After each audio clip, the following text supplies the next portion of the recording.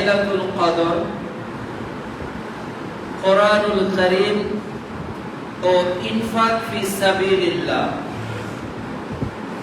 উক্ত শিরোনামে পবিত্র কোরআন ও বিশ্বনবীর মুখ্য নিঃসৃত বাণী থেকে এক দালিলিক আলোচনা উপস্থাপন করার চেষ্টা করব ইনশাআল্লাহুল আজিজ। রব্বি ইশরাহ লি সাদরি ওয়া ইয়াসসির লি আমরি ওয়াহলুল উকদাতাম মিন লিসানি ইয়াফকাহু কওলি। মাহে রমাদান মাস যত অতিবাহিত হয়, আল্লাহ সুবহানাহু ওয়া তাআলার পক্ষ থেকে রহমত, বরকত, মাগফিরাত, নাজাতের যে অফুরন্ত নিয়ামত, এটা তত বেশি সমৃদ্ধ ও প্রসারিত হয়। এর বিপরীত হলো আমাদের অবস্থা। রমজান মাস যত অতিবাহিত হয়, সালাতের প্রতি আগ্রহ, রাত জাগার প্রতি আগ্রহ, কোরআন তেলাওয়াতের প্রতি আগ্রহ, তাকওয়ার পরিচর্যা তত বেশি কমে যায়। আল্লাহ দেয় বাড়িয়ে, আমরা দেই কমিয়ে। আল্লাহ বাড়িয়ে দেয়। এতদিন যেভাবে ছিল, কিন্তু এখন যেটা আল্লাহ তাআলা আপনাকে দিচ্ছে এটা একেবারেই ব্যতিক্রম। এই 10 দিনের ফজিলত, মর্যাদা, বিশেষ করে লাইলাতুল কদরের 5টি রাতের মর্যাদা, এটি শেষ দশকে। তাহলে রমাদানের সম্মান, রমজানের মর্যাদা, রমজানের পূর্ণতা পেল শেষের দশকে গিয়ে। এর আগে আল্লাহ তাআলা আপনাকে ক্ষমার ঘোষণা দিয়েছে। এর আগে আল্লাহ তাআলা আপনার সিয়ামের ফাজাইলের কথা বর্ণনা করেছে। রমজানের ক্ষমতা, মর্যাদা, সম্মানের কথা উল্লেখ করেছে। কিন্তু এটা বলতে বলতে আল্লাহ রাব্বুল আলামিন শেষের দশকে যে বাক্য চয়ন করেছেন, এমনকি স্রেফ লাইলাতুল কদরকে বোঝাতে গিয়ে মুমিন জীবনে মানুষ যাতে গুরুত্ব বুঝতে পারে, মানুষ যাতে এটাকে সবচেয়ে পৃথিবীর সময়ের মূল্যায়নের ক্ষেত্রে অনেক গুরুত্ব দিতে পারে, এজন্য আল্লাহ তাআলা স্পেসিফিক ভাবে এই রাতকে সম্মানিত করার জন্য একটা সূরা পূর্ণাঙ্গ নাযিল করেছে। সুবহানাল্লাহ, একটা সূরাই নাযিল করেছে, সূরাতুল কদর। কদর মানে আল্লাহ পুরো সূরাই নাযিল করেছে, যেখানে কদরের মর্যাদা ছাড়া আর কোনো কিছু বর্ণনা করা হয়। কোরআনে এমন অনেক সূরা আছে, নামকরণ করা হয়েছে, কিন্তু অনেক বিষয় সেখানে যুক্ত করা হয়েছে। কোরআনুল কারীমের অনেক সূরা আছে যেটা নবীদের নামে, অথচ সেখানে যে নবীর নামে সূরা আছে, অন্য নবীরও ইতিহাসকে সেখানে সম্পৃক্ত করা হয়েছে।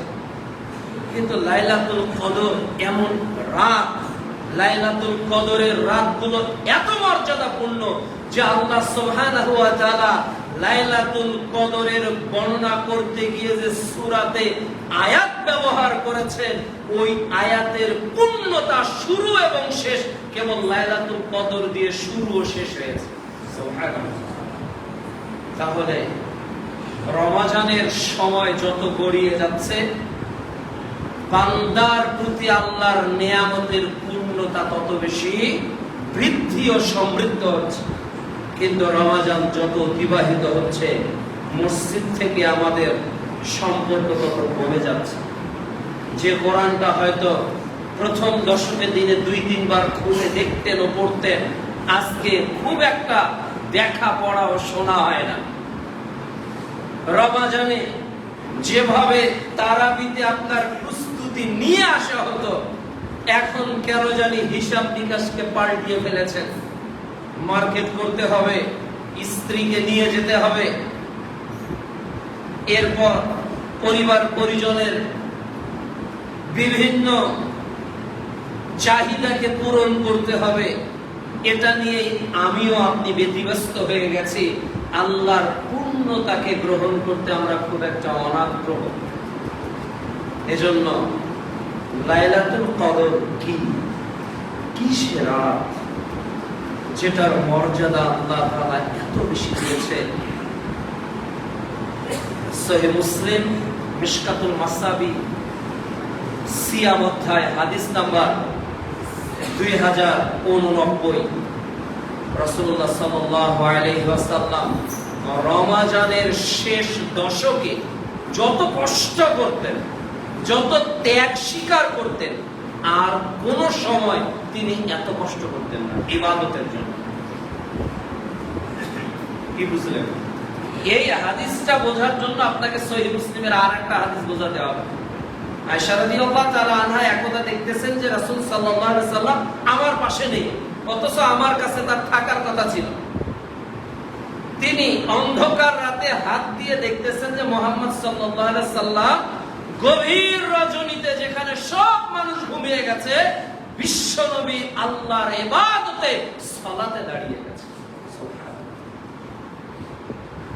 আয়েশা রাদিয়াল্লাহু তাআলা আনহা রাসূলুল্লাহ সাল্লাল্লাহু আলাইহি ওয়াসাল্লামকে জিজ্ঞাসা করতেছেন যে আল্লাহ রাসূল, আপনার তো আগের গুনাহ মাফ, পরের গুনাহ মাফ, এত রাত জেগে জেগে ইবাদত করছেন, এত রাত জেগে জেগে ইবাদত করছেন। তখন রাসূল সাল্লাল্লাহু আলাইহি ওয়াসাল্লাম বলেছিলেন, আয়েশা শোনো, যে রব আমার আগের ও পরের গুনাহ ক্ষমা করে দিয়েছে, আমি কি বেশি বেশি করে রুকু এবং সিজদা করে ওই রবের কৃতজ্ঞতা আদায় করব না? সুবহানাল্লাহ। এটা কিন্তু গায়রে রমাদান, এটা কিন্তু রমজানের বর্ণনা। তাহলে যে নবী রমজানের বাইরে এভাবে ইবাদত করতেন, আর রাসূল সাল্লাল্লাহু আলাইহি ওয়াসাল্লামের স্ত্রী বলতেছে রাসূল সাল্লাল্লাহু আলাইহি ওয়াসাল্লাম রমজানের শেষ দশকে এত বেশি ইবাদতের জন্য কষ্ট করতেন যা অন্য কোন মাসে করতেন না, অন্য কোন সময় করতেন না। কিন্তু দুর্ভাগ্য, আমাদের বাড়িটা যেন মোছামুছির কাজ শেষের 10 দিনই করতে হয়। রং করতে হবে, ডাইনিংটা সাজাতে হবে, ঘরটাতে টাইলস লাগাতে হবে, এসি লাগাতে হবে, ডেকোরেশন একটু করতে হবে, সব কখন আমাদের তৈরি হয়? ঈদের কিছু আগে দেখবেন যত মিস্ত্রি সময় নেই, রাত 12টা 1টা পর্যন্ত কাজ করিয়ে নিচ্ছে ঈদকে উপলক্ষ করে।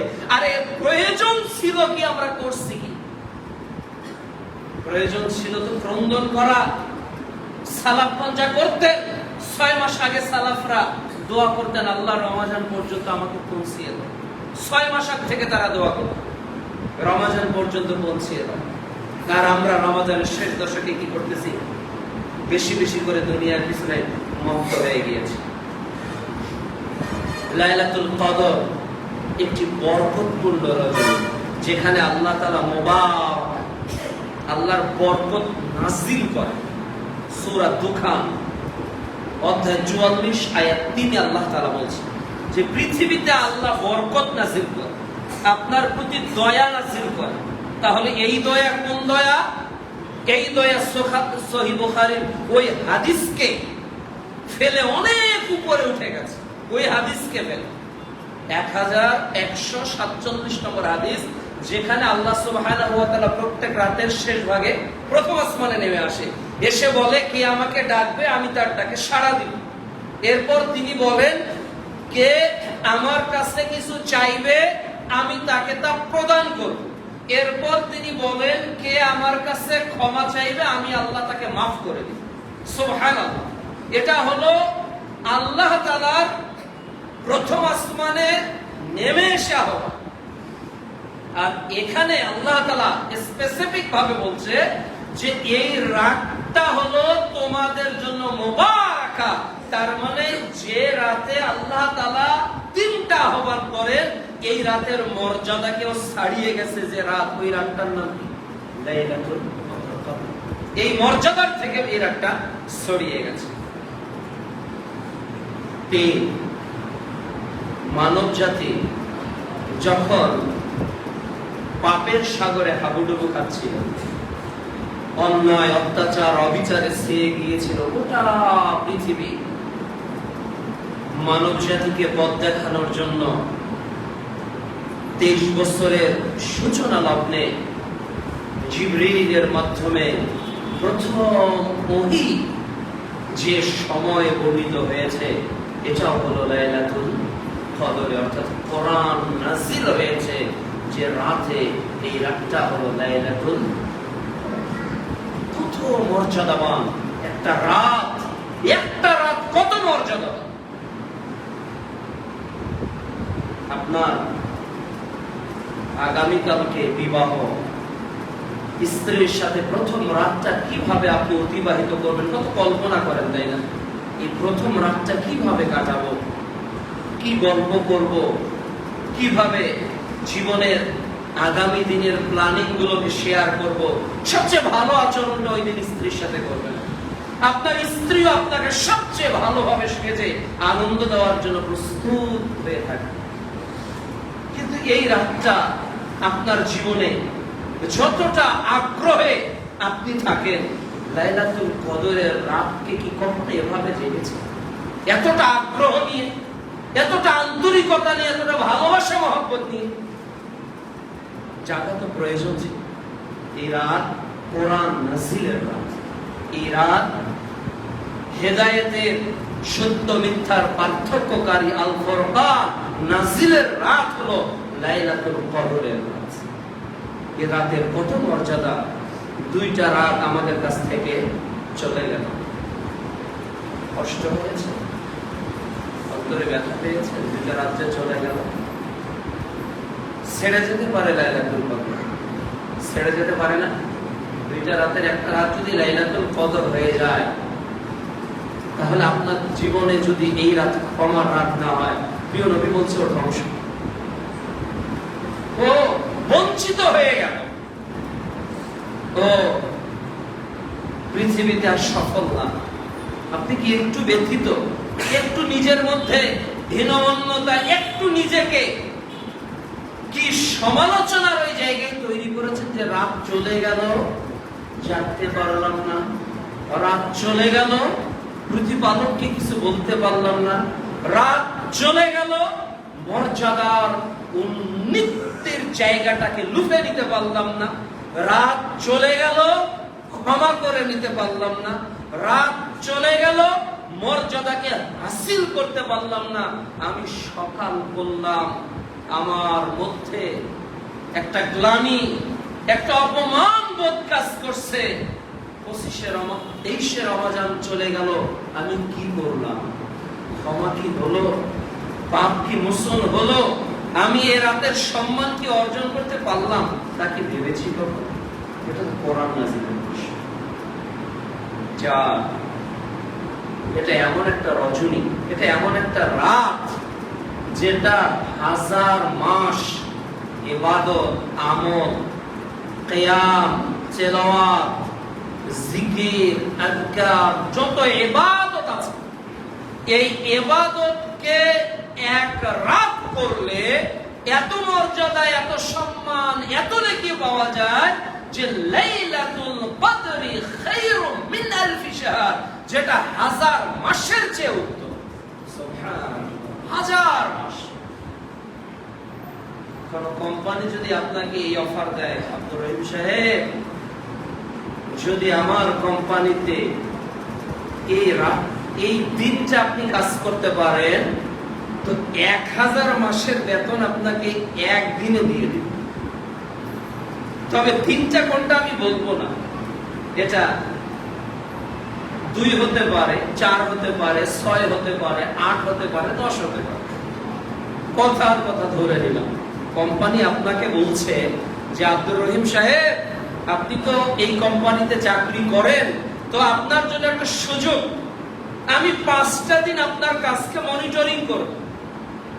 তবে এই 5টা দিনের মধ্যে কোনো একটা দিন যদি আমি খুশি হয়ে যাই, আপনাকে 1000 মাসের বেতন একদিনে দিয়ে দিই। তো বলেন আব্দুর রহিম এই 5 দিনের ডিউটি কিভাবে করতে পারে? কিভাবে করতে পারে?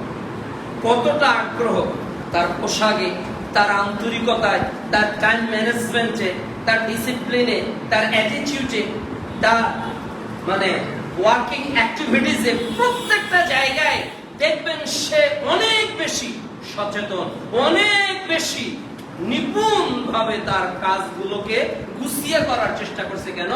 একটা দিন 1000 মাসের স্যালারি দিয়ে। ব্যবসায়ীরা তারাবি ছেড়ে দিয়েছে, এশার সালাত ছেড়ে দিয়েছে। কিসের উদ্দেশ্যে বলেন? একটা কাপড় বিক্রি করবে, কিনেছে 500 টাকা, বিক্রি করবে 1200 টাকা, 700 টাকা লাভ হবে।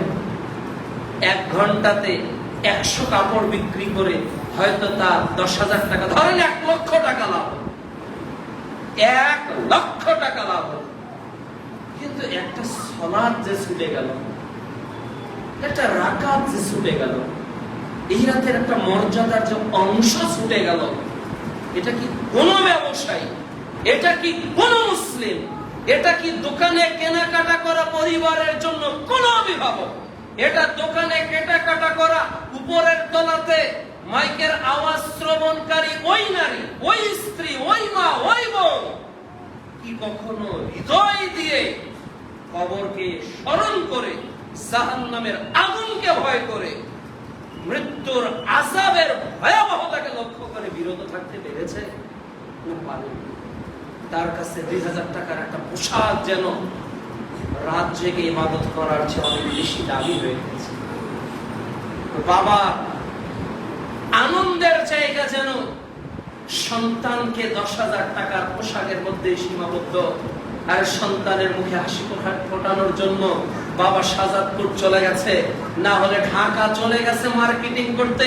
মেয়ে আমার এই জামা পছন্দ করে, মেয়ে আমার এই কালার পছন্দ করে। আরে পৃথিবীর মানুষ মেয়েকে খুশি করার জন্য অর্থ ব্যয় করছে, সময় ব্যয় করছে, শ্রম ব্যয় করছে। যে স্ত্রী আজকে মাসিক হলে 7 দিন তার সঙ্গে মিশতে পারা যায় না, এই স্ত্রীকে খুশি করার জন্য আজকে মানুষ ঢাকা চলে যাচ্ছে, বনানী চলে যাচ্ছে, গুলশান চলে যাচ্ছে তাকে মার্কেট করার জন্য। যে সন্তান বৃদ্ধাশ্রমে রাখবে কি বাড়ি থেকে বের করে দিবে, এই সন্তানকে খুশি করার জন্য পিতার অর্থ, সময়, শ্রম কতটা ব্যয় করতেছে। আর যে রব শুধু দিয়েই যাচ্ছে, যে রব শুধু দিয়েই যাচ্ছে, এই রবকে খুশি করার জন্য শেষ দশকে মুমিন জীবনে লাইলাতুল কদরের দিনগুলোতে কেমন জানি কোনো বস্তু দিয়ে। আফসোস আমাদের, এটা 1000 মাস এর চেয়ে। কত 1000 মাস? 1000। কত 1000 মাস? 2000। কত 1000 মাস? 3000। এটা জানেন? এটা জানেন কে? অনেকে ব্যাখ্যা দেয় যে এটা হলো 83 বছর প্লাস। না, 1000 মাস 83 বছর সামথিং। কিন্তু আল্লাহ তো বলেননি, বরং আরবদের এই ভাষা শৈলী হলো যে অনন্ত যুগ। এটা যে কত হাজার বছরের নেকি হবে, এটাকে 1000 নাকি 1 কোটি হাজার বছরের নেকি হবে, এটা আল্লাহ তাআলা ভালো জানে। এমনও হতে পারে যে একটা রাত 1 কোটি কেন, আল্লাহ যত হাজার কোটি মাস চাইবেন তত হাজার মাস কোটির নেকি দান করে দিয়ে দিবেন। এজন্য রাতটাকে ভাগ করে আপনি ব্যয় করতে পারেন। 21শে রমাজান চলে গেল, আপনি নিয়ত করতেন 5000 টাকা দান করবো, 100 টাকা দিব, 1 টাকা দিব, ওটা 1000 টাকার নেকি হয়ে যেত। 21শে দান করেছেন, 23শে করবেন, 25শে করবেন, 27শে করবেন, 29শেও করবেন। কেননা কোন রাত লাইলাতুল কদর আমিও জানি না, আমরা কেউ জানি না, কেউই বলতে পারবো না। কাজেই আপনার নেকি যাতে সব ক্ষেত্রে হয়, ওই রাতে একটু করে কোরআন তেলাওয়াত করেন, তাহলে 1000 মাসের কোরআন তেলাওয়াতের নেকি হয়ে গেল। ইস্তেগফার একটু করে গুরুত্ব দিয়ে পড়েন, অন্তত একবার হলে আল্লাহুম্মা আনতা রাব্বি লা ইলাহা ইল্লা আনতা সাইয়্যিদুল ইস্তেগফার পাঠ করেন। অন্তত একজনকে হলো ইনভাইট করেন, দাওয়াত দেন। তাহলে একজনকে দাওয়াত দিলে মানে কি 1000 বছর দাওয়াতের কাজের মাঠে আপনি সম্পৃক্ত থেকে গেলেন, আপনার নেকিতে কি কমতি আছে? তাহলে রাসূল সাল্লাল্লাহু আলাইহি সাল্লাম জিজ্ঞাসা করলো সাহাবীদেরকে, আচ্ছা বলো তো বিচক্ষণ কে? কে বিচক্ষণ? প্রিয় নবী বললেন, সাহাবীরা বললেন যে আমরা বলতে পারবো না, কে যে বিচক্ষণ? তখন রাসূল সাল্লাল্লাহু আলাইহি সাল্লাম বললেন, আরে বিচক্ষণ হলো ওই ব্যক্তি হলো সচেতন বিচক্ষণ, যে পরকালের কথা চিন্তা করে আর দুনিয়াতে তার প্রস্তুতি গ্রহণ করে। আপনি যদি বিচক্ষণ হতেন তাহলে 21শে রমাজান, 23শে, এরপর 25শে, 27শে, 29শে আপনার ইবাদতকে আপনি সাজিয়ে নিতেন। বাড়ি যেভাবে সাজান, দেহ যেভাবে সাজান, ডাইনিং যেভাবে সাজান, ড্রয়িং যেভাবে সাজান, গেস্ট রুম যেভাবে সাজান, মুমিন তার লাইলাতুল কদরের ইবাদতকে কি করে নিত? সাজিয়ে নিত, রাঙিয়ে নিত। যে কে আল্লাহর রঙে নিজেকে রাঙাতে চায়, কে রাঙাতে চায় আল্লাহর রঙে? রাঙানো হয়েছে কি এই 2 রাত? প্রশ্ন করেন নিজেকে। না হলে আজকে থেকে নিজেকে বাকি দিনগুলো পরিবর্তন করেন। 6, এই রাত গুনাহ মাফের রাত। এই রাত কি মাফের রাত? গুনাহ। সহিহ বুখারী ঈমান অধ্যায় হাদিস নাম্বার 37। আবু হুরায়রা রাদিয়াল্লাহু তাআলা আনহু বলেন, রাসূলুল্লাহ সাল্লাল্লাহু আলাইহি ওয়াসাল্লাম বলেছেন, মান কামা লাইলাতুল কদরি ঈমানান ওয়া ইহতিসাব। যে ব্যক্তি লাইলাতুল কদরের রাত জাগবে ঈমান আর নেকির আশায়, হৃদয়ে দৃঢ় বিশ্বাস রব ক্ষমা করবে, হৃদয়ে দৃঢ় বিশ্বাস আল্লাহ বারাকা দিবে। অনেকে হেলান দিয়ে আছেন, ওয়ালে হেলান দিয়ে আছেন, এই যে অনেকে পিলারে হেলান দিয়ে আছেন। হেলান দেওয়া যাবে না, হাঁটুতেও হাত দেওয়া যাবে না, হাঁটুতে। রাসূল সাল্লাল্লাহু আলাইহি ওয়াসাল্লাম বলছেন, মান কামা ঈমান ওয়া ইহতিসাবান। যে ব্যক্তি লাইলাতুল কদরের রাত জাগবে, মান কামা লাইলাতুল কদর, যে ব্যক্তি লাইলাতুল কদরের রাত জাগে ঈমান ওয়া ইহতিসাবান, ঈমান আর নেকির আশায়, দৃঢ় বিশ্বাস আল্লাহ ক্ষমা করবে, দৃঢ় বিশ্বাস আল্লাহ রহমত দিবেন, দৃঢ় বিশ্বাস আল্লাহ অতীত জীবনের ভুল ত্রুটিকে নিশ্চিত ক্ষমা করবে, ওয়া ইহতিসাবান নেকি হবে, আশা একটা আছে। প্রিয় নবী বলছেন, গুফরা লাহু, তাকে ক্ষমা করা হবে, মা তাকাদ্দামা মিন যামবি, তার অতীতের যত পাপ আছে। সুবহানাল্লাহ, কত মর্যাদা, কত সম্মান। মান কামা লাইলাতুল কদর, যে ব্যক্তি লাইলাতুল কদরের রাত জাগে ঈমান ইহতিসাবান, ঈমানটা মজবুত করে আর নেকি হবে এই আশায়, গুফরা লাহু মা তাকাদ্দামা মিন যামবি, যা গুনাহ করেছেন আল্লাহ সবকে ক্ষমা করে দিবেন। সুবহানাল্লাহ, রাতটাকে গুরুত্ব দেন, অনেক বেশি গুরুত্ব। এই রাত আপনার জীবনে আর নাও আসতে পারে। অনেকে চলে গেছে দুনিয়া থেকে, চির বিদায় চলে গেছে। আল্লামা আব্দুল্লাহ কাফি আল কুরাইশি নাম শুনেছেন না আপনারা? গতকাল আমি আসছি, আপনাদের উদ্দেশ্যে রওনা দিয়েছি। তারই পরিবারের যোগ্য একজন উত্তরসূরি আব্দুল হাদি মোহাম্মদ আনোয়ার। মানে দেখতে, তাকে দেখলেই অনেকটা, তিনি কুরাইশ বংশের ছিলেন, অনেকটা তার মধ্যে এই সৌন্দর্য লাবণ্যতা ছিল। তিনি বার্ধক্য জনিত কারণে গতকাল রাতে তিনি ইন্তেকাল করেছেন। ইন্না লিল্লাহি ওয়া ইন্না ইলাইহি রাজিউন। আমরা দোয়া করি আল্লাহ তাআলা যেন তাকে জান্নাতুল ফেরদৌসের মেহমান হিসেবে কবুল করেন। তাহলে তার ভাগ্যে কিন্তু বাকি 3টা রাত জাগার সৌভাগ্য আর হলো কি? হলো। এমনও তো হয়ে যেতে পারে যে আর 25 রাত আপনি জাগতে পারবেন, এর আগে আল্লাহ দুনিয়া থেকে নিয়ে যেতে।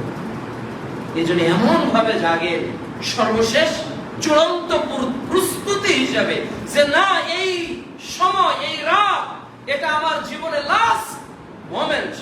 কাজে রবকে খুশি করতে হবে, রবের সর্বোচ্চ নৈকট্য হাসিলের উদ্দেশ্যে যা যা করা দরকার করতে হবে। প্রিয় নবীকে আয়েশা রাদিয়াল্লাহু তাআলা আনহা জিজ্ঞাসা করতেছেন, তিরমিজির 3513 নম্বর হাদিস, মিশকাতুল মাসাবিতে এসেছে, সিয়াম অধ্যায়ের 2091 নম্বর হাদিস। হে আমার নবী, হে আল্লাহর রাসূল সাল্লাল্লাহু আলাইহি ওয়াসাল্লাম, যদি লাইলাতুল কদর আমি পেয়ে যাই কি করব? লাইলাতুল কদর রাত জাগছে, যদি পেয়ে যান তাহলে কি করব? রাসূলুল্লাহ সাল্লাল্লাহু আলাইহি ওয়াসাল্লাম বলেন, আয়েশা, তুমি বেশি বেশি করে পাঠ করো, আল্লাহুম্মা ইন্নাকা আফু তুহিব্বুল আফওয়া ফা'ফু আন্নী। হে আল্লাহ, আপনি ক্ষমাশীল, ক্ষমাকে পছন্দ করেন, আমাকে ক্ষমা করেন। একটু মনের হৃদয়টা দিয়ে আল্লাহকে বলেন যে আল্লাহুম্মা ইন্নাকা আফু, আল্লাহ তুমি ক্ষমাশীল, তুহিব্বুল আফওয়া, তুমি ক্ষমা করতেই ভালোবাসো, ফা'ফু আন্নী, রব তুমি আমাকে ক্ষমা করো। কারণ আপনার রব যদি আপনাকে ক্ষমা না করে এই রমাজান আপনার জন্য ধ্বংস। প্রিয় নবী বলেছে আমিন, জিবরিলও বলেছে আমিন। সাহাবীরা বলল আল্লাহ রাসূল কেন আমিন বললেন? প্রিয় নবী বললেন যাকে রমাজান দেওয়া হলো নিজেকে মাফ করতে পারলো, নিজের জীবন থেকে পাপ রাশিগুলোকে মুছে ফেলতে পারলো না, ও ধ্বংসপ্রাপ্ত। এজন্য জিবরিল বলেছে আমিন, আমি মুহাম্মদও বললাম। এমন ধ্বংসপ্রাপ্তদের তালিকায় কি আমরা কেউ থাকতে চাই? কেউই চাই না। এই জন্য রবকে একটু বলি আল্লাহ তুমি ক্ষমাশীল, তুহিব্বুল আফওয়া, তুমি ক্ষমা করতে ভালোবাসো। এই বাক্যটা যখন বলবেন আল্লাহকে একটু স্মরণ করেন যে 100 জন হত্যাকারীকে তুমি মাফ করে দিয়েছো, 100 জনকে হত্যা করেছো, তুমি ক্ষমা করেছো। তার মানে তুহিব্বুল আফওয়া, তুমি ক্ষমা করতে ভালোবাসো। পতিতালয়ের নারীকে তুমি ক্ষমা করেছো, তুহিব্বুল আফওয়া, তুমি ক্ষমা করতে ভালোবাসো। বিচারের মাঠে শিরক ছাড়া যারা উঠবে তাদেরকে আল্লাহ ক্ষমা করবে, তুহিব্বুল আফওয়া, রব তুমি ক্ষমা করতে ভালোবাসো।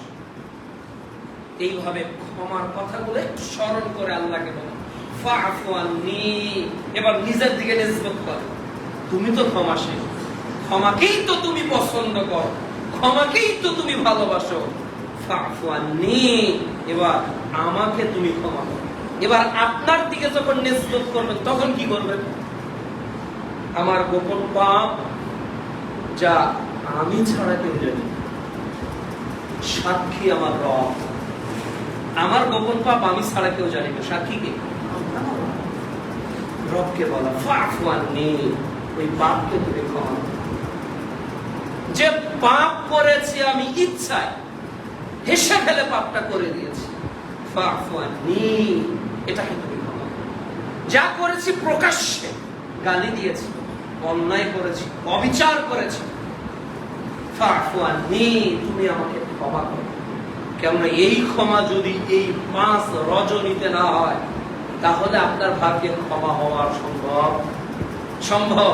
এই রাতের কতগুলো প্রায় 7-8টা বর্ণনা দিয়েছি। এই রাতে যদি এত কিছু ঘটে যায়, এর পরেও যদি বান্দা নিজেকে মাফ করিয়ে নিতে রবের নিকট না পারে, তার মতো হতভাগা পৃথিবীতে আর কে থাকবে? এজন্য আল্লাহকে বলা ফাফু আন্নি, আল্লাহ তুমি আমাকে ক্ষমা করো। আল্লাহ তুমি ক্ষমাশীল, ক্ষমাকে পছন্দ করো, তুমি আমাদেরকে মাফ করো। আল্লাহ বেশি বেশি করে ইস্তেগফারের মধ্য দিয়ে, তওবার মধ্য দিয়ে, তোমার কাছে ক্ষমা চাওয়ার মধ্য দিয়ে লাইলাতুল কদরের রাতগুলোকে, রমজানের শেষ দশকের বাকি দিনগুলোকে দিনে এবং রাতে জাগার তৌফিক দান করো।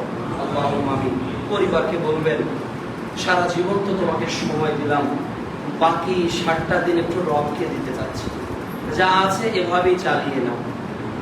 পরিবারকে একটু বলেন যে যা অর্থ ব্যয় করেছি কয়েকটা দিন একটু রবকে কিছু দিয়ে দিতে চাচ্ছি, তুমি একটু চালিয়ে নাও। পরিবারকে একটু বলেন। স্ত্রী হিসেবে আপনাকে বলছি প্রিয় বোন আমার, মা হিসেবে বলছি প্রিয় মা আমার, আপনার যারা কর্তা তাদেরকে একটু বলেন যে স্বামী সারা জীবন তো রান্না করলাম, অনেক পদের খেলে, তুমি সাহারিতে খেলে, ইফতারে খেলে, এই কয়েকটা দিন আমাকে তুমি রবকে খুশি করার জন্য সময় বের করে দাও। তোমাকে খুশি করার জন্য তো অনেক সময় বের করেছি, আপনি তো আপনার স্ত্রীকে খুশি করার জন্য অনেক সময় বের করেছেন, রবকে খুশি করার জন্য কি এই কয়েকদিন আমরা বের করতে পারি না? এই কয়েকদিন একটু রবকে খুশি করে জানতো। দুনিয়ার মানুষকে আজ খুশি করবেন, কালকে দিবেন না, পাল্টে যাবে। দুনিয়ার মানুষের আজকে উপকার করবেন, কালকে উপকার করতে পারবেন না। দুনিয়ার মানুষ কি উঠান নিয়ে যাবে, কিন্তু আপনার প্রতিপালক কোনোদিনও আপনাকে ছেড়ে যাবেন না, কোনোদিনও। এজন্য আমরা যাতে বাকি সময়গুলো প্রতিপালক দিয়ে অতিবাহিত করতে পারি, আল্লাহ তৌফিক দান করুন। দ্বিতীয় অংশ হলো কোরআন। কোরআন, এ মাসে কোরআন নাযিল হয়েছে। What is the relationship between we and the Holy Quran?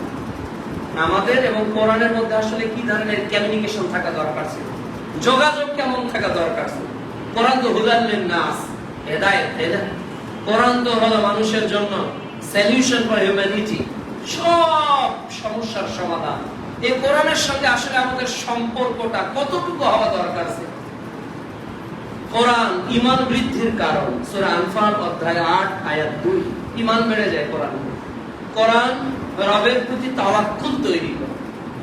সূরা মাইদা অধ্যায় 5 আয়াত 23, কোরআন মানুষকে আশার আলো যোগায়। সূরা ইমরান অধ্যায় 3 আয়াত 39, কোরআন পার্থক্য করে সত্য ও মিথ্যা। সূরা বনী ইসরাঈল অধ্যায় 17 আয়াত 81, কোরআন মানুষের জন্য শিফা। সূরা বনী ইসরাঈল অধ্যায় 81 আয়াত 82। কোরআনের অনেক মুআজিজা আল্লাহ উল্লেখ করেছেন। কোরআন আমাদের সঙ্গে সম্পর্ক কতটুকু ডিটেইলস আলোচনা করার কোনো সুযোগ নেই। শুধু একটা আয়াতের সংক্ষিপ্ত অনুবাদ এবং একজন কবির কয়েকটা লাইন আপনাকে পড়ে শোনাতে চাই। আল্লাহ রাব্বুল আলামিন বলছেন যে অনুনাজ্জিলু মিনাল কোরআন মা হুয়া শিফা। কোরআন আল্লাহ নাযিল করেছে শিফা ওয়া রাহমাতুল লিল মুমিনিন, মুমিনদের জন্য রহমত। এরপর আল্লাহ বলছে ওয়ালা ইয়াজিদুজ জালিমিনা ইল্লা খাসারা, আর জালিমদের জন্য এটা কি করে? ক্ষতি করে। জালিমদের জন্য কোরআনটা ক্ষতির কারণ। কেননা কোরআনের আয়াত শুনে দূর অতীতে অনেকের মুখ মলিন হয়ে যেত। যুদ্ধে যেতে হবে, যাকাত দিতে হবে, এই বিভিন্ন হুদুদের আয়াত যখন নাযিল হতো তখন মুনাফিকদের শরীর মানে চেহারা বিকৃত হয়ে যেত, তারা এগুলোকে রিসিভ করতে পারতো না। এজন্য আল্লাহ তাআলা বলছেন যে জালেম যারা তাদের ক্ষতি বৃদ্ধি করে, এটা করলে এটা শাস্তি, ওটা করলে ক্ষতি। একজন ব্যক্তি বলছেন যে হোয়াট হ্যাভ উই ডান, আসলে আমরা কি করছি? তিনি বলছেন ও মুসলিম তোমরা আসলে কি করছো? তিনি বলছেন যে it was a comment for action, you turned it into a book of prayer। তিনি বলছেন যে এই বইটা মূলত একটা আমল করার কিতাব ছিল। অ্যাকশন মানে কি? কাজ, তাই না? এটা একটা কাজের কিতাব ছিল, কর্মের। আর আমরা কি করেছি? এ বুক অফ প্রেয়ার, আমরা এটা দোয়ার বই বানিয়ে ফেলেছি। রব্বানা আতিনা ফিদ দুনিয়া রব্বানা যালামনা আনফুসনা, এই যে আমরা দোয়ার কিতাবকে কোরআনকে বানিয়ে ফেলেছি। এরপর তিনি বলছেন যে ইট ওয়াজ এ বুক টু আন্ডারস্ট্যান্ড, এটা একটা বই যেটা আল্লাহ তাআলা বোঝার জন্য অবতীর্ণ করেছেন, যাতে তুমি বোঝো। আল্লাহ তাআলা বলছেন যে আফালা ইয়াতাদাব্বারুনাল কোরআন, তোমরা কোরআন কেন বোঝো না? সূরা নিসা অধ্যায় 4 আয়াত 82, সূরা মুহাম্মদ অধ্যায় 47 আয়াত 24, সূরা হাশর অধ্যায় 59 আয়াত 21, অনেক জায়গায় আল্লাহ তাআলা বলছেন যে তোমরা কোরআন কেন বোঝো না। এমনকি সূরা কমার অধ্যায় 54 আয়াত 17, 22, 32 ও 40 বলছেন আমি কোরআন বোঝা সহজ করেছি। তাহলে এটা কি ছিল? এ বুক টু আন্ডারস্ট্যান্ড, আমার এটা বোঝার কিতাব ছিল, but we read it without understanding. অথচ এটা আজকে আমরা না বুঝেই পড়ি। যত মানুষ কোরআন পড়তেছেন, 1 পারা 2 পারা 4 পারা 12 পারা 15 পারা 20 পারা, এক খতম দিয়ে দ্বিতীয় খতম দিয়েছেন, কেউ 3 বার শেষ করেছেন, বুঝে না বুঝে, উইদাউট আন্ডারস্ট্যান্ডিং, না বুঝেই পড়েছে। এরপর তিনি বলছেন যে it came to give knowledge to creation, এটা মূলত সৃষ্টি জগতের জ্ঞান দেওয়ার জন্য এসেছে, সৃষ্টি জগতের জ্ঞান। কিন্তু আমরা এটাকে কি করেছি? we abandoned to it the madrasa, আর এটা আমরা মাদ্রাসার জন্য কিতাব বানিয়ে ফেলেছি, মানে মাদ্রাসার জন্য ফিক্সড।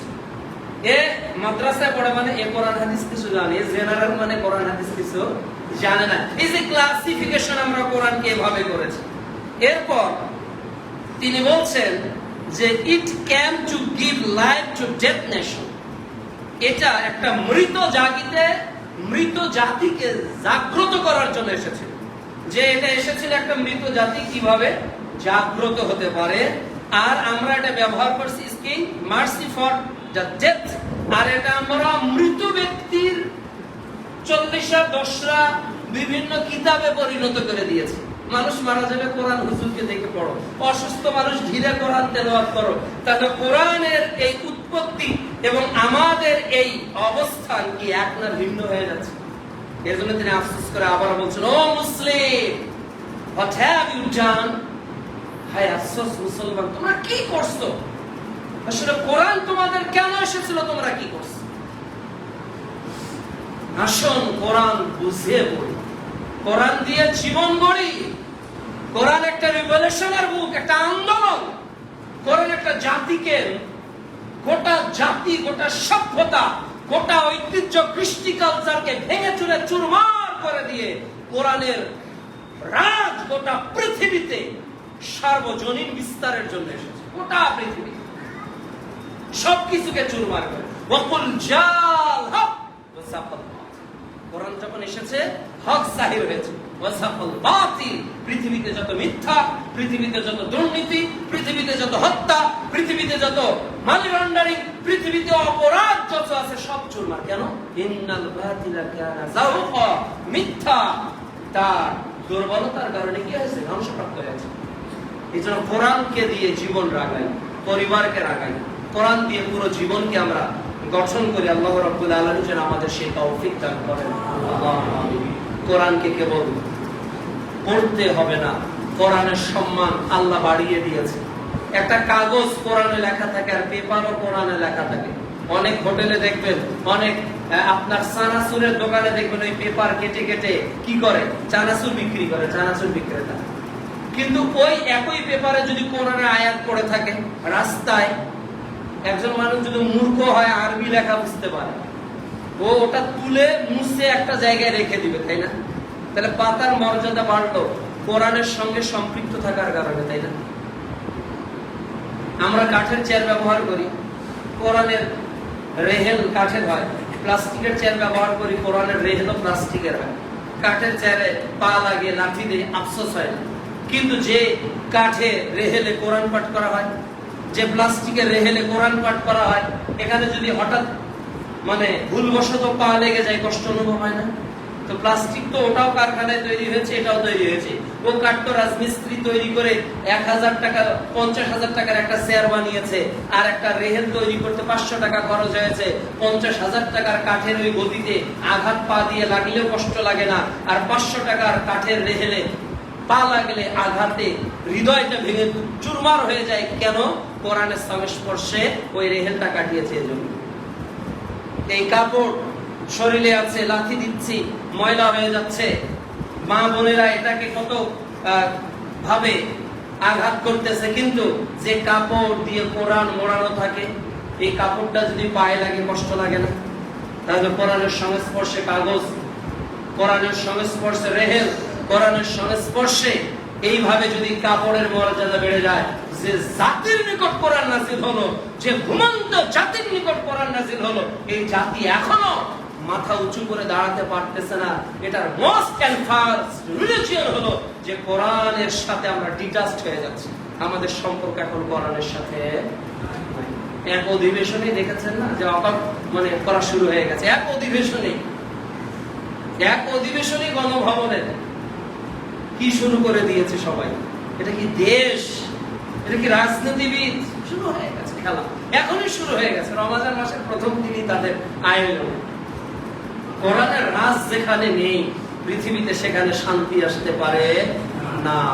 ভালো রাজনীতিবিদ হওয়ার আগে, ভালো বৈজ্ঞানিক হওয়ার আগে, ভালো স্কলার হওয়ার আগে, ভালো কোটিপতি হওয়ার আগে, সবার আগে কোরআনের আলোকে আদর্শ মানুষ হতে হবে, তাহলেই শান্তি আসবে।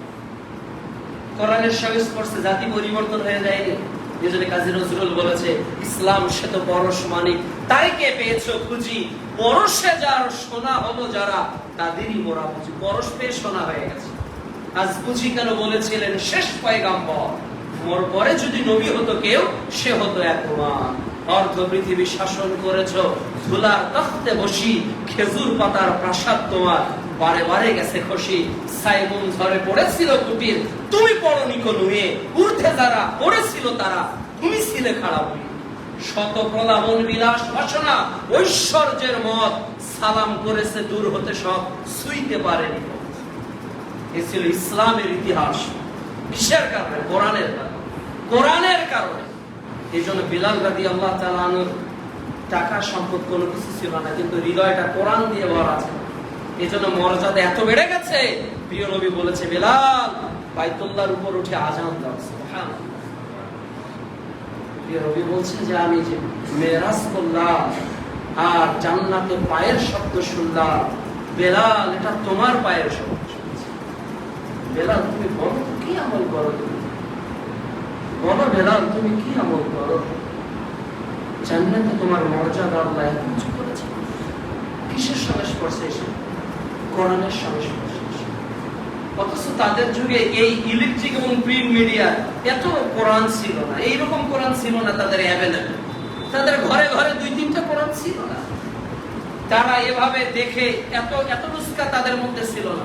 আপনার হোয়াটসঅ্যাপ, আপনার আজকে কত প্রকার কোরআনের অ্যাপস আছে, শত শত কেবল কোরআনের অ্যাপস পাবেন। তাফসীর, ওয়ার্ড টু ওয়ার্ড কোরআন, একটা কোরআনের আয়াত সার্চ দিলে ওইরকম কয়টা আয়াত কোরআনে আছে বের করে দেয় না। কত আধুনিক যুগে আমরা, এআই এর যুগে আমরা বসবাস করতেছি। কোরআন একটা ঘুমন্ত জাতিকে জাগ্রত করলো, আর আমাদের কাছে এআই, আমাদের কাছে প্রযুক্তি, আমাদের কাছে সাবমেরিন, আমাদের কাছে বড় বড় মিসাইল, আমাদের কাছে কত বড় ক্ষেপণাস্ত্র, কিন্তু 3.5 হাত বডির মধ্যে লুকায়িত যে ঈমান, এই ঈমানকে কোরআনের রঙে আমরা আজও রঙিন করতে পারলাম না। এজন্য পৃথিবী এখন অস্থিতিশীল একটা কি বলে গ্রহে পরিণত হয়ে গিয়েছে। একজনকে মারছে, এক মোড়ক, মানে এই মধ্যপ্রাচ্যের রাজত্ব করবে কে? এক নেতা আর এক নেতার দিকে ছুড়ে দিচ্ছে মিসাইল, তাই না? এই যে রাজত্বের মহড়া চলছে, মাধ্যম কি? মিসাইল। মাধ্যম কি? তাদের এই পারমাণবিক শক্তিটা ছিল মাধ্যম। কিন্তু দূর অতীতে সাহাবীদের এত গুরুত্বপূর্ণ মাধ্যম ছিল যে লক্ষ মোতার যুদ্ধে লক্ষ কাফেরের সামনে 3000 মুসলিমকে আল্লাহ বিজয় দান করেছে। সুবহানাল্লাহ। কয়টা মিসাইল ছিল প্রিয় নবীর কাছে? কয়টা পারমাণবিক অস্ত্র ছিল? ছিল ঈমান, ছিল কোরআন, ছিল ঈমানের দেশ। আবার পৃথিবীতে মুসলমানদের রাজ কায়েম হবে যদি মুসলমান কোরআনের সঙ্গে সম্পর্ককে বাড়িয়ে দেয়, যেটা নাজিল হয়েছে লাইলাতুল কদর। পরিশেষে শেষ অংশের আজকের আলোচনা, ইনফাক ফি সাবিলিল্লাহ, আল্লাহর পথে। আল্লাহ রাব্বুল আলামিন কোরআনুল কারীমের শুরুতেই বলছেন সূরা বাকারায় যে আমার দেওয়া রিজিক থেকে তোমরা ব্যয় করো। কার দেওয়া রিজিক? আল্লাহর দেওয়া। তাহলে রিজিকটা কার দেওয়া? আল্লাহর দেওয়া। এটা এই কনসেপ্টটা ক্লিয়ার করেন। আপনার বাড়িটা আপনার না, আপনার গাড়িটা আপনার না, আপনার লক্ষ কোটি টাকার যে এভিডেন্স গুলো, দলিল গুলো আপনি লকারে রেখেছেন, এগুলো একটাও আপনার। প্রিয় নবী বলছে মানুষ বলে মালি মালি মালি, কিন্তু তার মাল তো 3টা, যা সে খেয়েছে, যা সে করে জীর্ণ শীর্ণ করেছে, আর যা সে আল্লাহর রাস্তায় ব্যয় করেছে। এছাড়া আপনার সম্পদ বলতে পৃথিবীতে কিছুই না। আল্লাহ বলছে আমি যা দিয়েছি তা থেকে ব্যয় করো। সম্পদটা পৃথিবীতে বিচরণ করে যতগুলো প্রাণী আছে, এর রিজিকের ফয়সালা কে করে? রিজিক মানে শুধু ভাত না, রিজিক মানে শুধু গোস্ত না। আপনার সম্পদ, আপনার সুস্থতা, আপনার স্ত্রী, আপনার সন্তান, আপনার যা কিছু আছে সবই রিজিক। নিয়ামত যা আছে সবটাই রিজিক, সবটাই রিজিক। রিজিকটা কার? আল্লাহ। এই জন্য রিজিক থেকে ব্যয় করবেন। কতটুকু ব্যয় করবেন? কতটুকু ব্যয় করবেন? কি পরিমাণ ব্যয় করবেন? আল্লাহ তাআলা বলছেন সূরা আল ইমরান অধ্যায় 3 আয়াত 133 আল্লাহ বলছেন আল্লাযীনা ইয়ানফিকুন, 134 নম্বর আয়াতে, আল্লাযীনা ইয়ানফিকুনা ফিস সাররাই ওয়াদ দাররাই। আল্লাহ বলছে যারা আল্লাহর পথে ব্যয় করে, সাররাই ওয়াদ দাররাই, গরীব থাকলেও দান করে, বিদ্যমান হলেও দান। তার মানে দান থেকে মুক্ত কেউই থাকতে পারবে না। দান করতেই হবে। 1 টাকা হলেও দান করতে হবে, প্রতিদিন দান করতে হবে। 1 টাকা হলেও দান করতে হবে, প্রতিদিন দান করতে হবে। সহিহ বুখারী 1442 নম্বর হাদিস। আবু হুরায়রা রাদিয়াল্লাহু তাআলা বলছেন রাসূলুল্লাহ সাল্লাল্লাহু আলাইহি ওয়াসাল্লাম বলেছেন প্রতিদিন ফেরেশতাকে আল্লাহ তাআলা জমিনে পাঠিয়ে দেন। ফেরেশতা জমিনে এসে দোয়া করে, আল্লাহ তোমার বান্দা বেড়া উপজেলায় অমুক জায়গায় দান করেছে 10 টাকা, 20 টাকা, 50 টাকা, 2000, 1 লক্ষ, 2 কোটি। আল্লাহ তোমার এই বান্দা যে দান করলো, তার ছিল 5 কোটি, দান করলো 1 কোটি, থেকে গেল কয় কোটি? 4 কোটি। আল্লাহ তোমার বান্দা যে দান করলো, তুমি এটাকে পূর্ণ করে দাও, বৃদ্ধি করে দাও। সুবহানাল্লাহ। তো আপনি দান করলেন, আর আপনার দানকে যতটুকু করেছেন এটা পূরণ করে বৃদ্ধি যাতে হয়, এজন্য দোয়াটা কে করলো? কার নিকট করলো? আপনি করলেন দান, আর ফেরেশতা এসে দোয়া করছে, আল্লাহ যতটুকু দান করেছে পূরণ করো, বৃদ্ধি করো। কার নিকট? আল্লাহ। আবার একজন আল্লাহর নিকট বলছে, আল্লাহ বেড়া উপজেলায় অমুক ব্যক্তি দান করতে পারতো, 1 টাকা 5 টাকা 10 টাকা, করলো না, আল্লাহ তার তুমি ততটুকু ধ্বংস করে। তাহলে আপনি করলেন না দান, ফেরেশতা করলো, আল্লাহর নিকট আপনার ধ্বংস। কিভাবে ধ্বংস হবে আপনি বুঝতে পারবেন।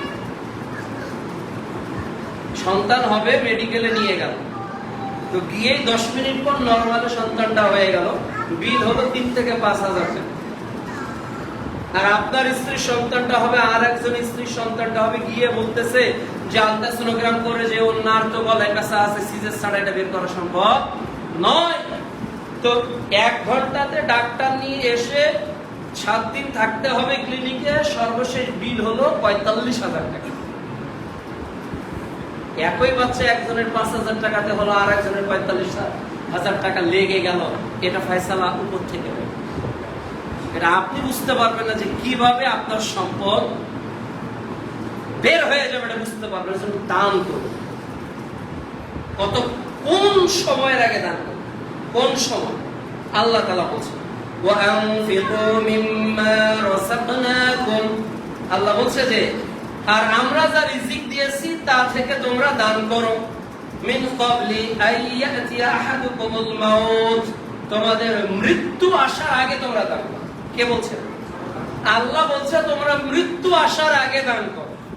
এবার এই মুসাব বিন উমাইর মসজিদের সকল মুসল্লিকে এই সূরা মুনাফিকুন অধ্যায় 63 আয়াত 10 এর ব্যাখ্যায় বলবো যে আসরের নামাজ পড়তে পারবেন এমন 100% নিশ্চয়তা আপনার কার কার আছে যে মরবো না, আসর পর্যন্ত মরবো?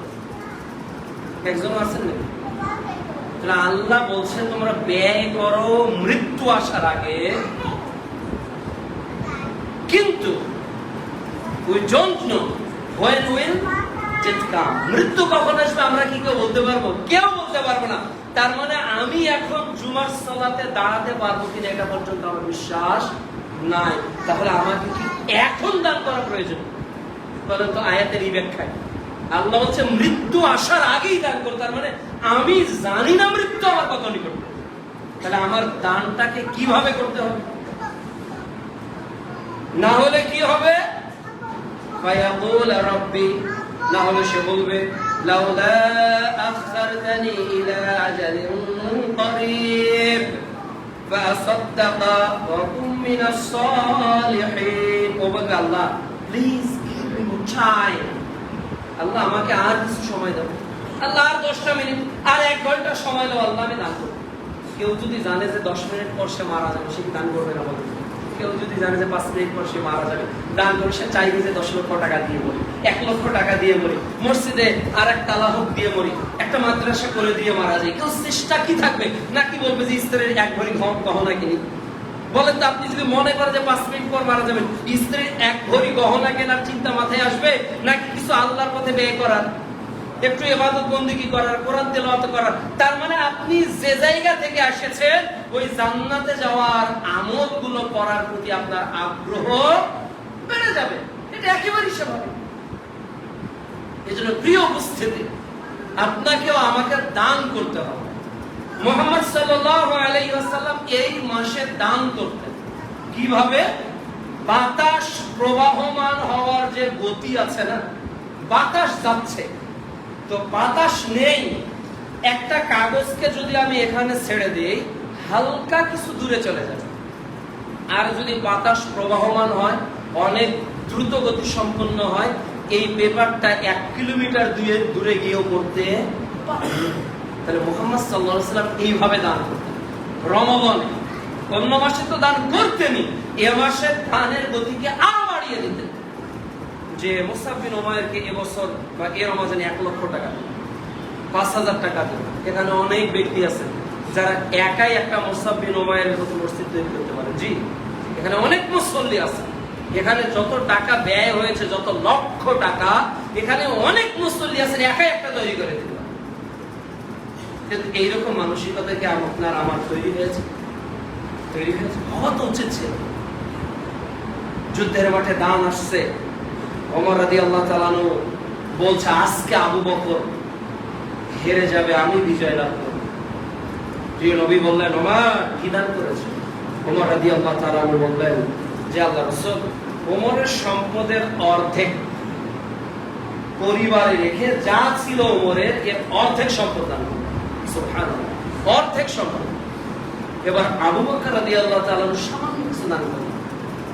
প্রিয় নবী বললেন না যে আবু বকর কতটুকু দান করেছে, এ কথা না বলে রাসূল সাল্লাল্লাহু আলাইহি ওয়াসাল্লাম বললেন, আবু বকর বাড়িতে কি রেখে এসেছো, মানে তোমার কি আর আছে? তখন আবু বকর রাদিয়াল্লাহু তাআলা বললেন যে আল্লাহ এবং তার রাসূলকে বাড়িতে রেখে আবু বকরের জাগতিক সম্পদ বলে যা ছিল আবু বকর সব দান করেছে। সুবহানাল্লাহ। ওই দিন ওমর রাদিয়াল্লাহু তাআলা বলেছিলেন যে আজ যেহেতু আবু বকরকে হারাতে পারলাম না, কখনো আবু বকরকে হারিয়ে ফেলা সম্ভব নয়। দানের ক্ষেত্রে মানসিকতাটা এমন হওয়া উচিত। সহিহ বুখারী সালাত অধ্যায় 660 নম্বর হাদিস, রাসূল সাল্লাল্লাহু আলাইহি সাল্লাম বলেন 7 শ্রেণীর মানুষ আরশের ছায়া পাবে।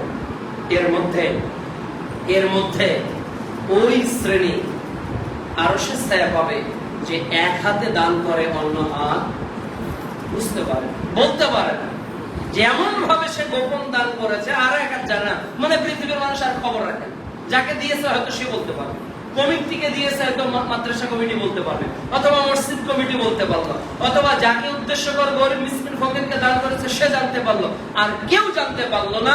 এই লোকের ঠিকানা হবে বিচারের মাঠে, কঠিন পরিস্থিতিতে আল্লাহ আরশে তাকে ছায়া দান করবে।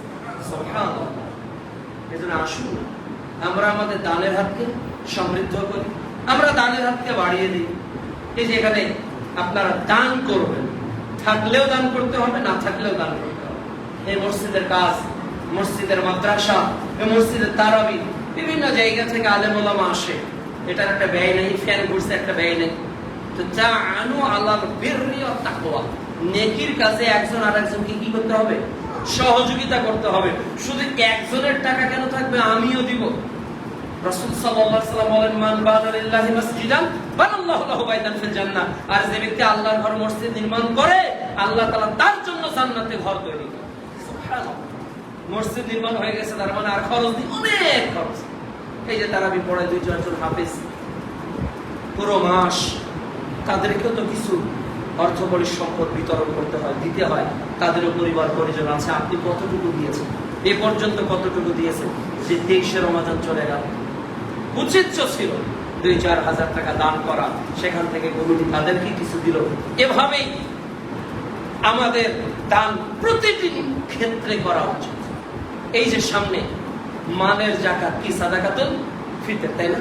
এটাও যাকাত, মালের যাকাত, যা আপনাকে খাদ্যশস্য দিয়ে আদায় করা চূড়ান্ত চেষ্টা করতে হবে। চূড়ান্ত একসা পরিমাণ দামি যেটা খান আপনি, সেটা আপনি দান করেন আল্লাহর পথে।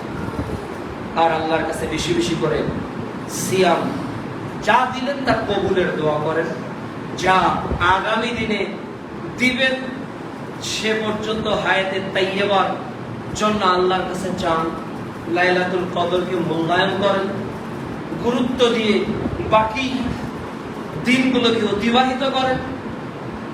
রমজানের গুরুত্বপূর্ণ নিয়ামত হলো কোরআন, যা নাযিল হয়েছে লাইলাতুল কদরে। কোরআনটাকে নিজের জীবনের সংবিধান বানিয়ে ফেলেন, নিজের পরিবারের সংবিধান বানিয়ে ফেলেন। অন্তত যতটুকু আলা কুল্লুকুম রাইন ওয়া কুল্লুকুম মাসউলুন আন রাইয়াতি, যতটুকু সংবিধান বাস্তবায়ন করলে কেউ আপনাকে বাধা দিবে না, এতটুকু তো মেনে চলতে পারবেন না? আপনি ডান দিক দিয়ে চলতে না হলে বাধাগ্রস্ত হবে, অ্যাক্সিডেন্ট হবে, কিন্তু পরিবারকে খাস পর্দা করতে তো আপনার আর জজ কোর্টে দাঁড়াতে হবে না। হবে নাকি? হবে নাকি? শেখ আব্দুর রাজ্জাক বিন ইউসুফের ওই ছবি নিয়ে ট্রোল করবেন আপনি, যে আসামের কাঠগড়ায় দাঁড় হয়ে আছে শেখ আব্দুর রাজ্জাক বিন ইউসুফ, ৬,০০০ কোটি টাকার মামলা। এটা নিয়ে ট্রোল করে তুমি কি তাকে থামাতে পারবে? থামাতে পারবে? এগুলো তো সম্ভব না।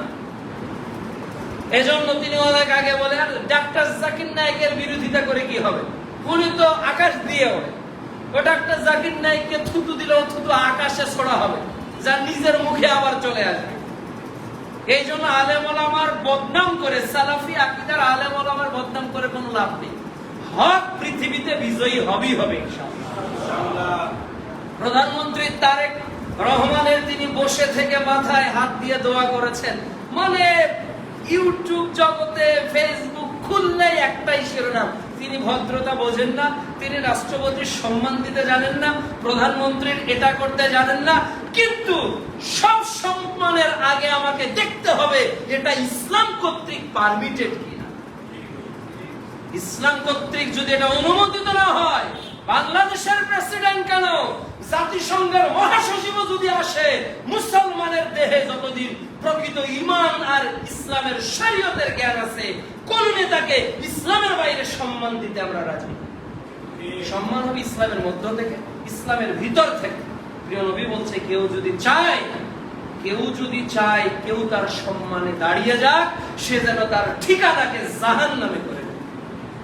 তাহলে তোমরা যারা দাঁড়িয়েছো তারা প্রধানমন্ত্রীর ক্ষতি চেয়েছো, আর সালাফি আলেমদের শেখ আব্দুর রাজ্জাক বিন ইউসুফ দাঁড়িয়ে না থেকে বসে যাচ্ছিল, বরং তিনি তার জাহান্নামের পথটাকে বাধাপ্রাপ্ত করেছেন, যাতে তিনি এই হাদিসের মধ্যে যুক্ত না।